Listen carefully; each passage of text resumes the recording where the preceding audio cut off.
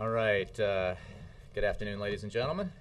I don't have any announcements to make, so let's go straight to questions. Jay, could you talk about the Pete Souza photo that you guys put out that shows the president and others watching in the Situation Room? What were they seeing in the moment that that photo was taken? As John Brennan, the president's counterterrorism advisor, explained yesterday, the president and his top national security aides in the Situation Room had available to them minute-by-minute updates on the operation, and that photograph was taken during the operation, and they were looking at and listening to those updates. I can't get more specific than that, but this was during the operation and during those tense moments that Mr. Brennan described yesterday and this morning on television.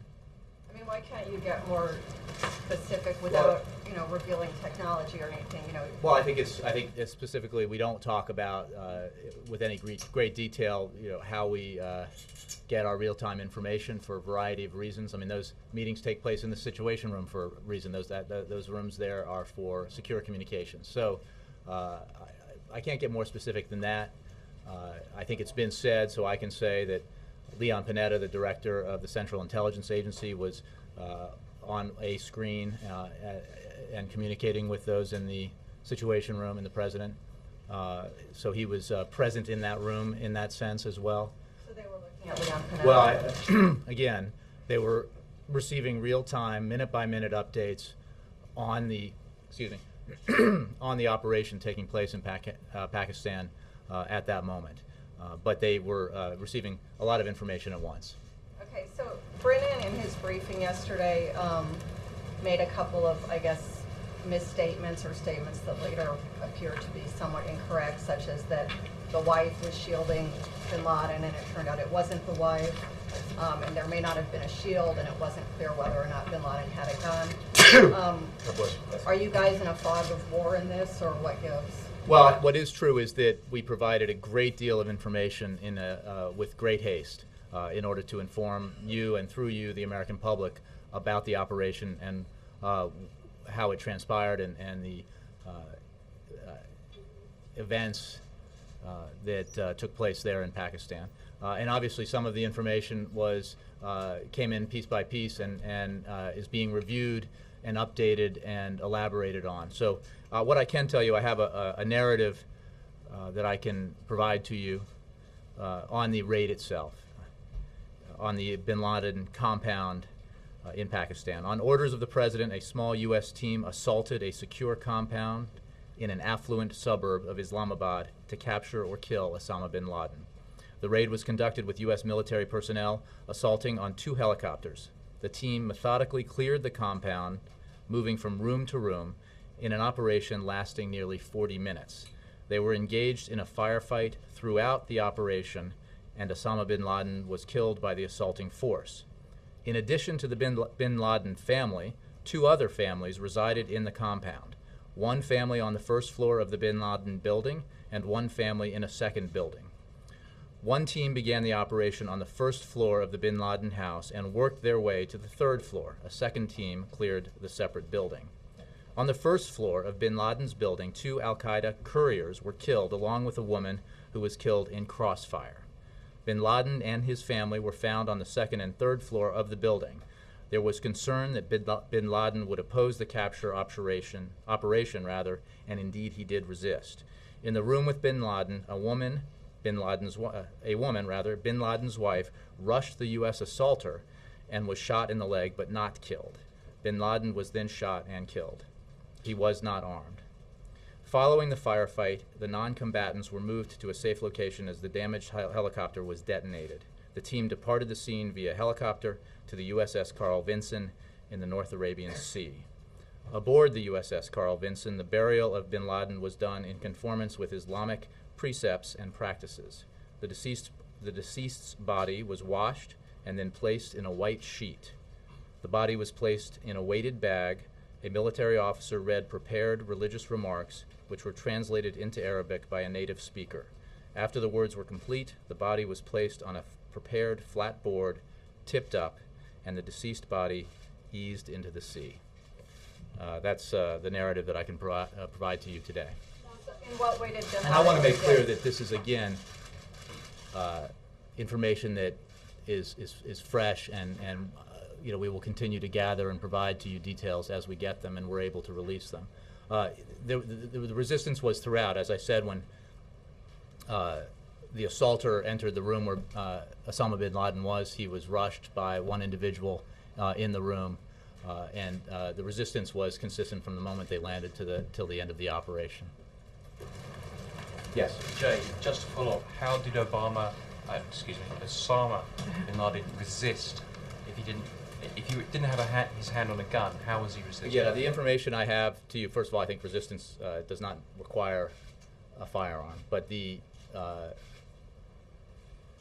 information I gave you is what I can tell you about it. I'm sure more details will be provided as they come available, and we are able to release them. Did he have any weapon? He was not armed, is what I understand to be true. On the same theme, but to Afghanistan, do you see the capture of bin Laden affecting the pace and timing of the planned withdrawal of U.S. troops from Afghanistan? No, I think that the President's plan is on track. It is, you can see the operation that took place on Sunday within the context of this plan that the President put in place for Afghanistan and Pakistan, and within the context of his broader commitment as a candidate and as President to refocus our attention on the AfPak region, which is the home to what they call Al-Qaeda Central, and was, until very recently, the home to the leader of Al-Qaeda. This President was very determined, as you remember, when he ran for office and since he came in here, to refocus our attention on that region, on Al-Qaeda. And as you recall, in the very carefully deliberated upon plan that the President put forward for Afghanistan, that the number one objective was to dismantle and eventually defeat Al-Qaeda. Getting bin Laden was very much a part of that plan.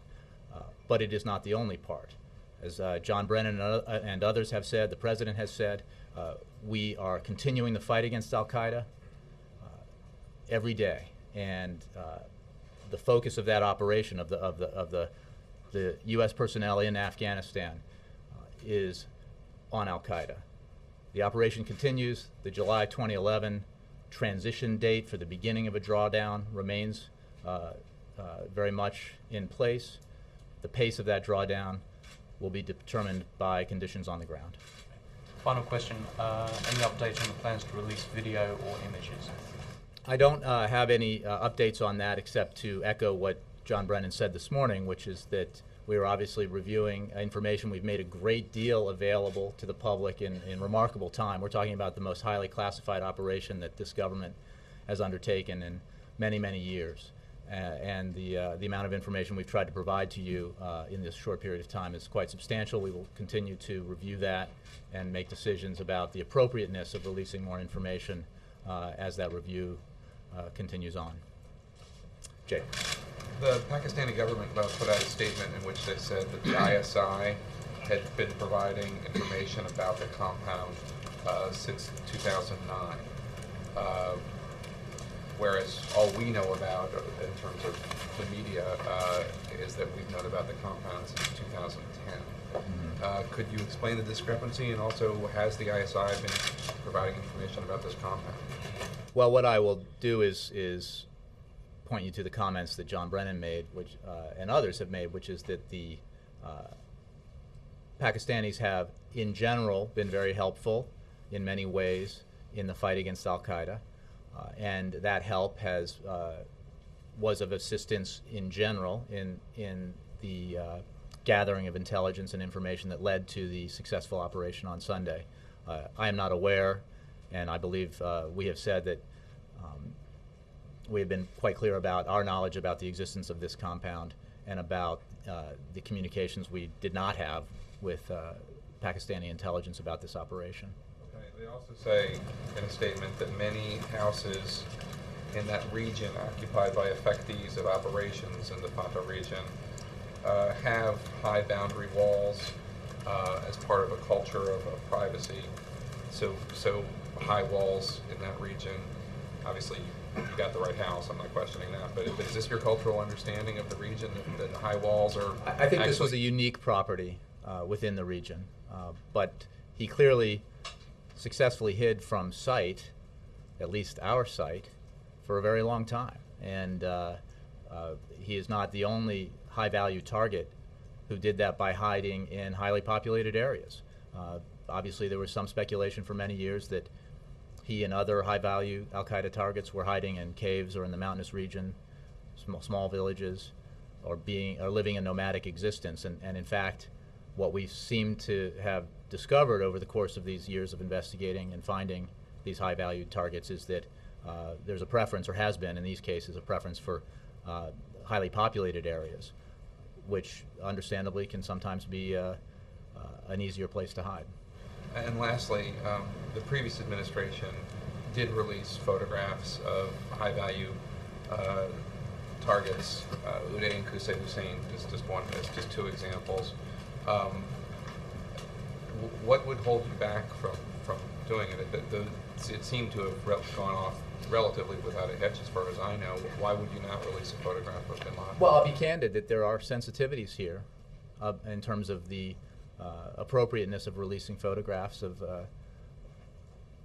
Osama bin Laden and in the aftermath of this firefight, and we're making an evaluation about the need to do that because of the sensitivities involved. And we review this information and make this decision with the same calculation as we do so many things, which is what what we're trying to accomplish, and does it serve or in any way harm our interests, and that is not just domestic but globally. Can you explain sensitivities? Just because it's a gruesome photograph? It's fair to say that it's a gruesome photograph. That could be inflammatory. That's the sensitivity you're... It is certainly possible that and this is an issue that we are taking into consideration, is that it could be inflammatory. Have you seen it? I'm not going to get into who and where, who's seen the photographs or where they are. Yeah. Thanks, Dave. Since, as you said, bin Laden was not armed, why was the decision made to kill him as opposed to capture? As Mr. Brennan and others have made clear, there was we were prepared to capture him if that was possible. We expected a great deal of resistance, and were met with a great deal of resistance. But he wasn't armed. There was, but there were many other people who were armed in the region. I mean, in the compound, there was a firefight. But not in that room when he went in. Dan, it was a highly volatile firefight. I'll point you to the Department of Defense for more details about it. But it was he resisted. The U.S. personnel on the ground handled themselves with the utmost professionalism, and he was killed in an operation because of the resistance that they met. Since everyone here was getting real-time information, was the decision to shoot and kill one that was done there by that unit, or was there consultation? Was there information flowing back and forth, and it was directed that, yes, go for the kill at that point? Command, the operation was run from the ground, or certainly not from the White House. And at the point, and I think Mr. Brennan described this yesterday at the briefing, or perhaps on television, or maybe in both places, that at that point, the folks in the Situation Room were observers and listeners to an operation that obviously had been carefully thought out, meticulously prepared for. The decision to go was the president's, and obviously was a very weighty decision. Once it began, however, obviously it was up to those who were taking the action to execute the plan. Yesterday, the White House put out a readout, the president's calls to various world leaders. Any additional calls today? And also, have any of these world leaders expressed concern about the U.S. going into another country unannounced? We did provide a readout. I don't have any new calls to read out for you at this time. My understanding is that the calls were all included congratulations to the United States for their successful operation in capturing and killing Osama bin Laden. I'm not aware of any concern expressed about the issue that you raise, and in fact, the President of Pakistan has an op-ed in the Washington Post, and they also congratulated us on this success. Yes, Chip. Thanks, Jay. At one point, I think you said the assaulter was rushed when you were describing the situation when bin Laden was killed. Was there just one assaulter in the room with bin Laden, and were both shots fired by one person? I don't have a detail on the shots and who fired them. My understanding is they entered a room one at a time, this particular room. But beyond that, I don't know. There was obviously a team in the compound, but I don't want to venture a guess. I always find it better to not do that. So I would point you to the Department of Defense for that. But it's still believed that a wife of Osama bin Laden was shot, but Yes. not killed. Shot in the leg. Shot in the leg. Correct. Not in that room. On the first floor. On the first floor. Do you know how many? You said that it was, a real gun battle. But my understanding is of the 22 or so people in the room, 17 or so of them were non-combatants. So, Well, a great number of people, as you know, were unharmed and safely made secure when after the operation was complete and the helicopter had to be detonated. But there was a firefight. do you know Chip. how many people were firing from the other I side? don't. You'll have to. Again, we're providing you this information as it's made available for public release. The Pentagon is working on this, and will, I'm sure, continue to update the information as it becomes available. Okay, and there was a report sourced to the ISI that the non-combatants had had their hands tied in preparation for taking them away on the helicopter, at which they could not do because one of the helicopters had been damaged. Do you know anything about that? I don't, and I certainly haven't heard anything like that in this building. Okay, finally, is there video of the burial at sea? Again, I'm not going to get into the. Not whether it doesn't No, I exist. understand, but the visual material that is being reviewed, decisions about it will be made about what, if any, of it can be or should be released. I don't want to get into specifics about what there is and what there isn't. I would just urge you to be patient, given how much information has been released, and understanding about why we need to review this and make the appropriate decision. I would also say there is not, as has been reported, there is not some roiling debate here about this. There is simply a discussion about what the appropriate action should be. Is the President involved in that discussion now? The President is intimately involved in all aspects of this operation. Timeline for when a decision will be made? I don't have a timeline. Would it be today? I don't have a timeline. Mike. Jay, what's the status of U.S.-Pakistani relations today as the White House sees them? It's a complicated but important relationship. Pakistan is a partner, a key partner in the fight against al-Qaeda and terrorism. They have been extremely helpful, and we look forward to cooperating into the future. We have been in contact at many levels with Pakistani government, and as you know, the President called President Zardari the night of the operation before he spoke to the American people. And so while we recognize that there are complicated differences between our two countries and how we approach and view things at times, there has also been a great deal of important cooperation. And that should not be lost. The American people should know that as they view this and try to view the complete picture of that relationship and within the context of the successful mission on Sunday. We've heard some lawmakers suggest perhaps freezing aid to Pakistan until they can demonstrate that they didn't know anything about bin Laden's whereabouts.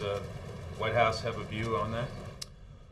I would just say that it's an important partnership, and Pakistan has been on the front lines in many ways of the fight against al-Qaeda and against terrorists. Pakistanis have suffered in large numbers at the hands of terrorists, and they have been the government has provided useful and important assistance and cooperation to us in the years of this struggle against terrorism. So I would leave it at that, while accepting the fact that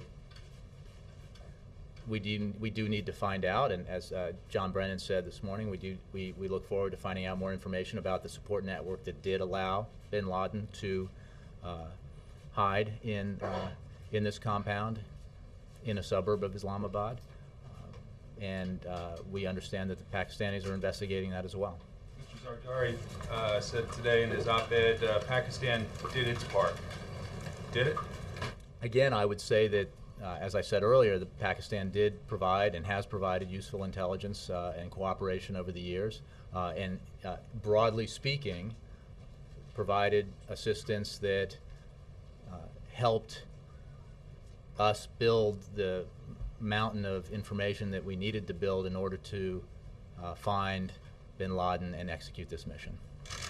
Jay, just to follow up on Pakistan, Senator Lindsey Graham today said you cannot trust them and you cannot abandon them. Do you agree with that assessment? Look, I don't think it's a question of trust. I think it's a question of the interests that we share and the cooperation that we've forged. It's a complicated relationship. There's no question, and we do have our differences. And I think it's important to note that there are many people in Pakistan and there are many people in the Pakistan government. So it is, I think you have to be careful about tarring everyone, either in the country or the government, because they have provided extremely useful assistance over the years, and we look forward to cooperating with Pakistan going into the future. And it's vital because, as we have said, that lopping the head off the snake is important, but the body, while battered and bruised because of the actions that have been taken over the years, is still there, and we need to bury that body. We need to keep the fight up against Al-Qaeda, and Pakistan is very important, a very important partner in that effort. In previous dealings with Pakistan, it seems that you guys have had to deal with them in sort of three separate camps. So if the president called President Zardari, was General Kayani called by Gates? I mean, were other people informed at the same level, since it's not quite the same type of government? We have had contact on the night of the. Well, calls on that evening beyond the president's to President Zardari. I'm not going to read out from here, but I will say that we have maintained contact with senior members of the Pakistani government regularly. On the issue of the photographs, you say that there is some concern about them inflaming some passions. Are you consulting anybody outside the United States on this issue? No, I would just leave it that we're reviewing the situation. I don't have details on the consultations. I think we're going about this in a methodical way and trying to make the best call. Anything new to add? Yesterday, John Brennan wouldn't characterize what was gotten intelligence-wise from the compound. After that, there has been descriptions of the amount of data. Do you have anything to add with the narrative? I don't have a qualitative assessment, or rather a quantitative assessment, but I think that what I can say is that there are sort of three areas that that we hope the information that was collected, the material that was collected, will provide insight into. First of all, and most importantly in any case, is any evidence of planned attacks. Second would be information that could lead to other high-value targets or other networks that exist that maybe we don't know about or that we only know a little bit about. And then, third, more broadly, on the Al-Qaeda network itself, and then the sustaining network for bin Laden in Pakistan. What allowed him to live in that compound for as long as he did? It's my understanding that the President got an updated assessment of threat levels post bin Laden. Can you shed some light on whether? Well, the President receives regular threat level briefings, so I wouldn't necessarily tie that to the bin Laden operation, although, having said that, I will also say that it is without question that our Homeland Security officials and everyone involved in counterterrorism has been assessing and was assessing prior to the operation's success what the impact might be on a successful mission.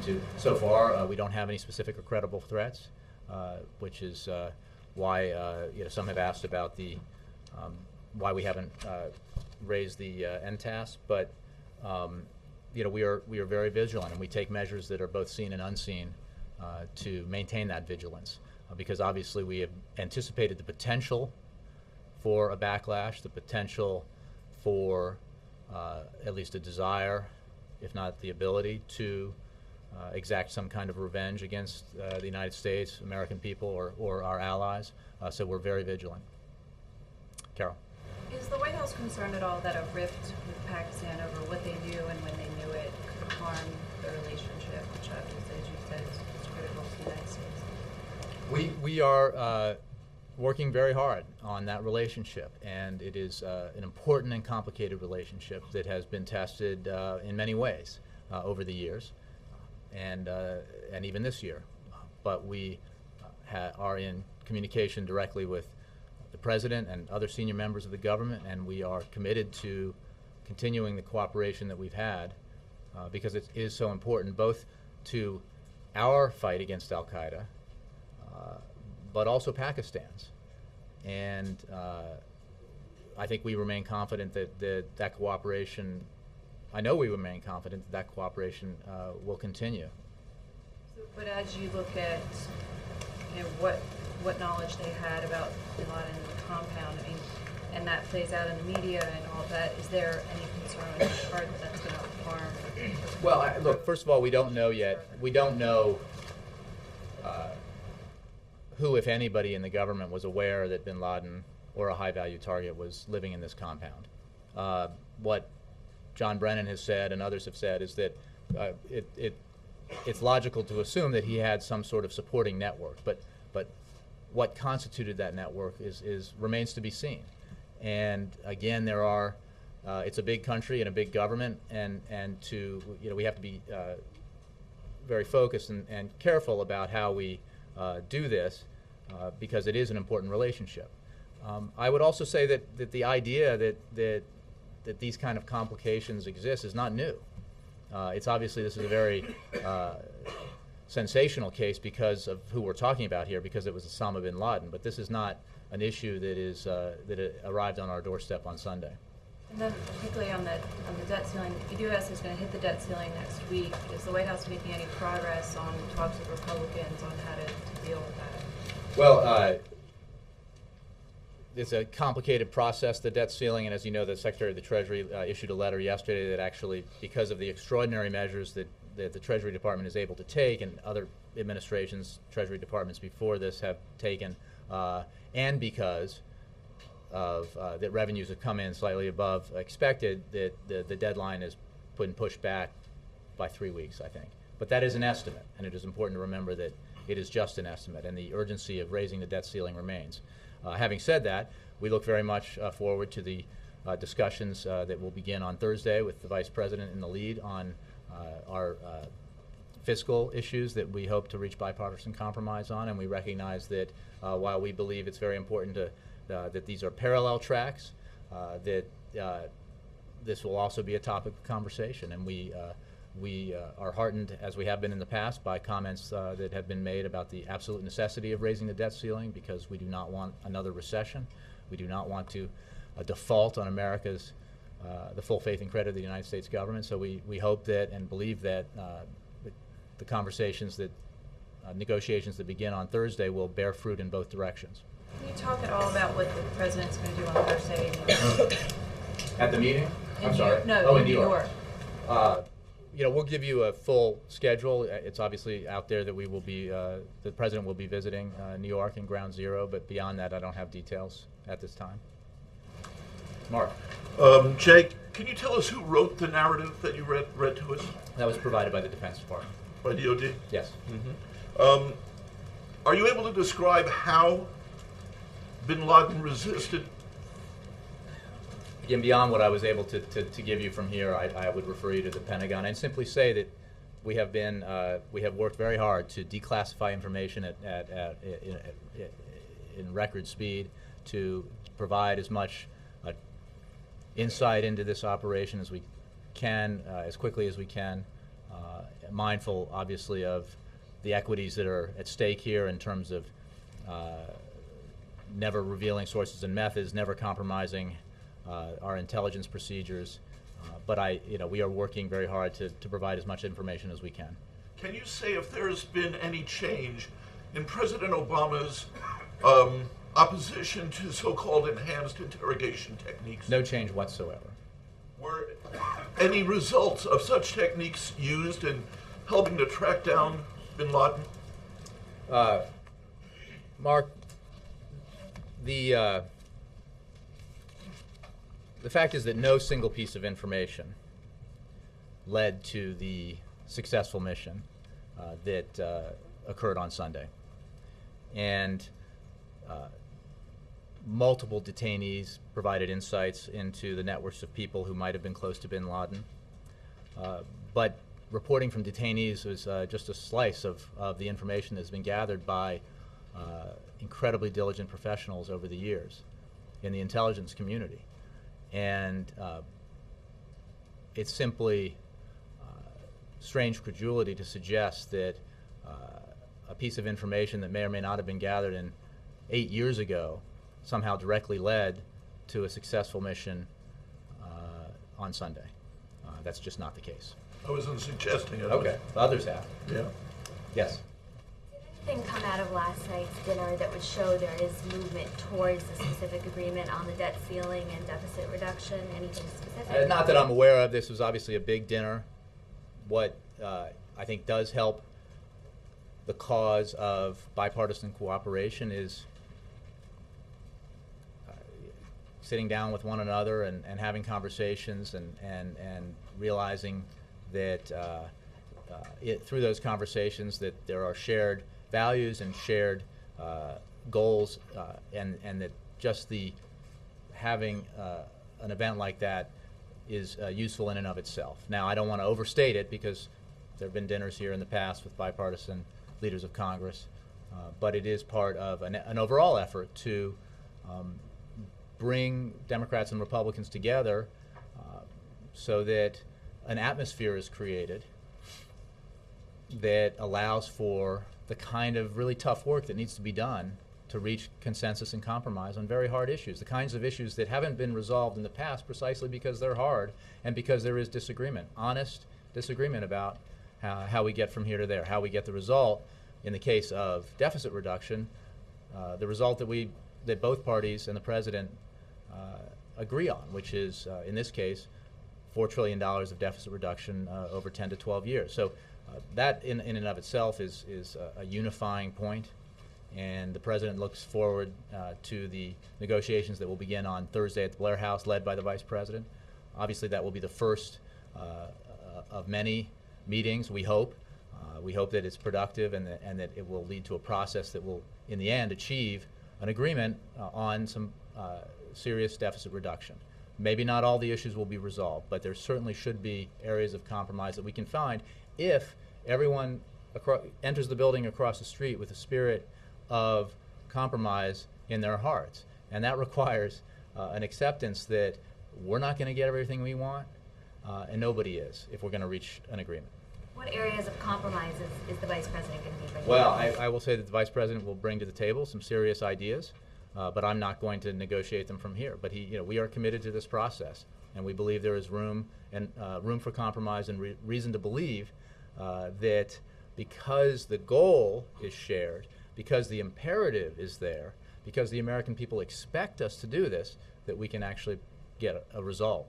Has the administration been in touch with members of the Gang of Six? Well, we've had conversations with senators in and out of gangs, and but it's safe to assume that we've had conversations, that members of this administration have had conversations with members of that group, with everybody who takes this issue seriously and is putting on the table constructive ideas about how we can reduce our deficit, get our fiscal house in order in a balanced way that makes sure that the responsibility is shared, that the prosperity is shared, and that we don't do anything that actually reverses the progress we've made in terms of economic growth and job creation. Yes? Thanks, Jay. The pool said that there was audible laughter through the cabinet meeting room door. Can you talk about what the president's mood has been in the last couple of days since this mission was successfully completed? I don't know about laughter. I mean, I think that the there's a recognition in this building, as there is across the government and across the country, that what occurred on Sunday evening or Sunday afternoon was an historic event and a great victory for the American people, and a demonstration of the grit and resolve that Americans have when they have an objective. And when it seems like the goal is unachievable, Americans keep working. And I think that that's reflected in the spirit that is felt here and around the country. What I will say, I was in a meeting on a separate issue with the president for over an hour yesterday, and this, the Sunday's events didn't come up. And what is reflective, and it was a very serious meeting about a serious policy issue. What I took away from that was the observation and realization that this train never stops. There is work to be done all the time on so many issues, and that's what it, that's as significant as what happened on Sunday is, and how important it is, as the president will on Thursday, to fully recognize the loss that took place on 9/11 and the sacrifices that have been made over this decade in this fight against Al Qaeda. There are so many other issues as well that need his attention. So there's not like a visible weight lifted from his shoulders? Not that I've seen, but I wouldn't say that the weight was wearing on him. I think I mentioned yesterday that what was remarkable about Friday and that long day we had was, in retrospect, how capable he was of focusing on the issues he was dealing with in Alabama, the terrible devastation that those tornadoes wrought on Tuscaloosa and the rest of the state, and then on meeting with Congresswoman Giffords and the crew at Cape Canaveral, and then meeting and speaking to the graduating students at Miami-Dade. And it again, in retrospect, to look back and to think that this too was weighing on his mind, and he had known that prior to getting on Marine One and flying out to Andrews, he had signed off and said it's a go. It's rather remarkable. Can you talk about the push on immigration that's happening in the White House the last few weeks, and how it's different from the previous 3 or 4 times you all pushed this, and it's not? Well, it's not different. It's not. It just, again, commitment and resolve. I mean, the fact that we were not unfortunately able to get immigration reform in the first 2 years does not lessen the commitment or the resolve to keep trying. And I think that this president, as you will see, I think in coming weeks, is committed to the need for comprehensive immigration reform, and that's what the meetings he's had and continues to have are about, and the push will continue because he thinks it's important. It's hard, but it's important. Yes, Mark. Jay, can I go back to the narrative just one more time? Sure. When that assaulter entered the room, you said he was rushed by the woman. Mm-hmm. Presumably that's Bin Laden's wife? No. Okay. Bin Laden's wife was on the first floor. And she was shot in the leg. Correct. Okay, then on the second or third. Yes. Wait, let me stop. Because the narrative, there was a discrepancy. I apologize. Yeah. Even I'm getting confused. In the room with Bin Laden was Bin Laden's wife. She rushed one of the U.S. assaulters and was shot in the leg but not killed. A woman on the first floor was killed in the crossfire. Okay. Bin Laden's wife was unarmed as well. That is my understanding, yes. Okay, and there was no one else in the room. Bin Laden. I don't know that. We don't know that. Okay. Following on that same thing, yesterday Mr. Brennan suggested... Sorry, Mark, did you have... I did have one more general thing, and then but I'd be happy to continue on this. The question I had more broadly was, do you think that, or is President Obama concerned that having taken out such a visible symbol of Al Qaeda, whether or not it truly degrades Al Qaeda as a network, that it will be more and more difficult for him to make the case to the American people that this effort is worth 100,000 troops, 80,000 troops? And if so, what steps can he take to continue to make that argument to the American people? Well, I think he will continue to make the argument that we need to remain vigilant. We need to take the fight to Al Qaeda. One of the things to remember about the approach here is that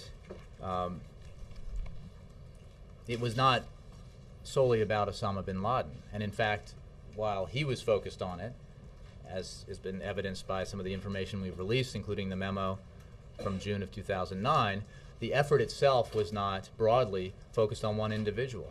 And again, his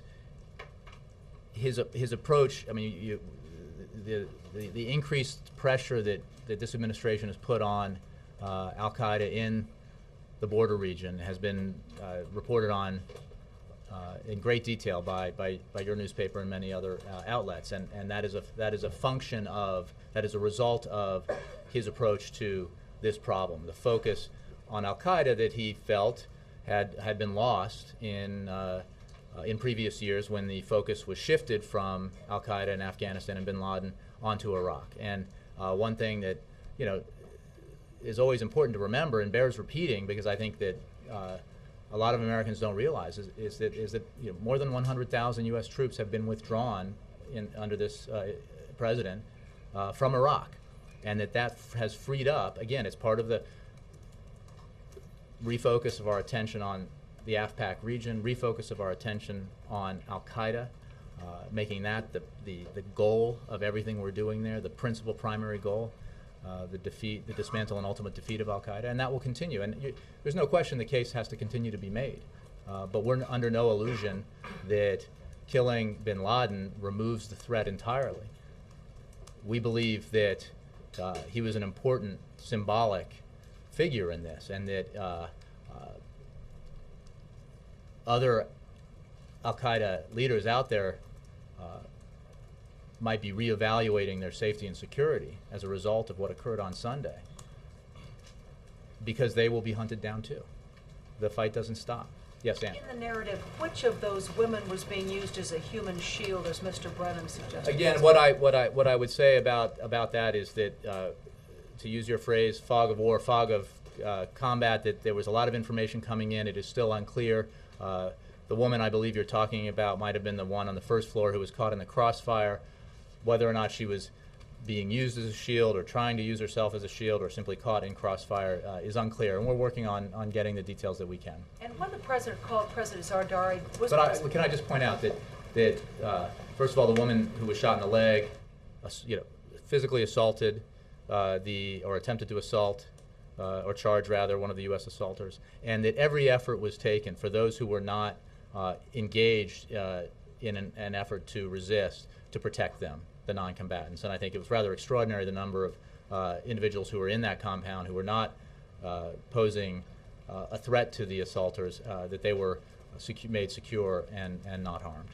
And when the president called President Zardari, was President Zardari aware of any of this action? I don't know. It was obviously a number of hours afterwards, and I'm not sure if it had become public yet. Would that have been the first phone call that President Obama made that evening before I don't have President Bush? I don't have a chronology on that. I'm not sure that that's the case, but it was one of the early phone calls. Jay, can we just let me? I'll get to you. Yeah. The events that took place on Sunday. Do you think that they changed the atmosphere at all in which the debt ceiling discussions take place in a way that's perhaps more positive for the president? I think that what happened on Sunday, and I think this is very important because it would be a shame if this became a piece in a partisan narrative, because what I think the president feels very strongly about is that the accomplishment on Sunday was an American accomplishment, and it was not a Republican or a Democratic accomplishment, but the result of incredibly hard work, especially by a lot of unseen and unknown individuals in the military and in the intelligence community. And it was the product of a focus that was brought to bear on bin Laden, on Al-Qaeda Central, and that was and then the product of a very risky operation. To the extent it affects the atmosphere, we obviously hope it affects it positively, because I think it demonstrates the capacity of Americans to do big things when they work together and work on common goals. Obviously, nothing changes Washington overnight, and it doesn't erase a great success like that. Does not erase the real differences that we have on policy issues, but it does demonstrate, I think, a part of who we are as Americans, and that's that kind of positive indication we hope will carry through for at least a little while. You mentioned that you hope people will come to the meeting on Thursday with a spirit of compromise in their hearts. Do you see any evidence of more spirit of compromise? Well, I don't want to prejudge. These are tough issues. People have very strong opinions. And, we understand how Washington works, that sometimes, there's a certain amount of theater and get involved in the practice of politics and policy. In the end, we hope that on all sides that the necessity of achieving the goals that both parties share outweighs the relative advantages or disadvantages that there might be politically, because in the end we think that there as was the case in the CR debate, as was the case in the tax cut negotiations late last year, and certainly is the case in the execution of our foreign policy. There's an opportunity here for all sides to be winners, and we think that exists in these other tough issues as we negotiate them through. Yes, Carrie. There are some officials from the Bush, your predecessor administration, who are expressing some concern that their efforts are not being adequately recognized by the administration, even mischaracterized. I think a statement you made yesterday about renewing the effort to get Osama bin Laden when the president came into office. Do you have any reaction? Well, I feel very strongly, and the president, more importantly, the president feels strongly that this is not a partisan issue here. When America was attacked on 9/11, the Americans who lost their lives that day were not. They were Americans first. They were not Democrats and Republicans. And as I said yesterday, those who've struggled over the years in this effort have not done it because they're Republicans or Democrats. They've done it because they're Americans, and the many people who were involved in the operation, both on the ground and elsewhere on Sunday, were involved in their capacity as Americans and not Democrats or Republicans. But so I think the credit for the focus and the fight and obviously the gathering of intelligence over the years is shared by both administrations. On the refocus, the revitalization of the effort to get bin Laden, that was a promise the president made when he was a candidate, and it's one he followed up on. The memo he wrote to his CIA director was necessitated by the observation he made that there was not the kind of focus that there needed to be. And perhaps that's understandable after so many years where it became perhaps where there was maybe a great deal of doubt, not just here in Washington, but elsewhere in the country, that that the day that came Sunday would ever come. But the commitment of members of both administrations should not be doubted. Administrations should not be doubted, and we don't doubt them. We think this is a bipartisan, or rather nonpartisan, success.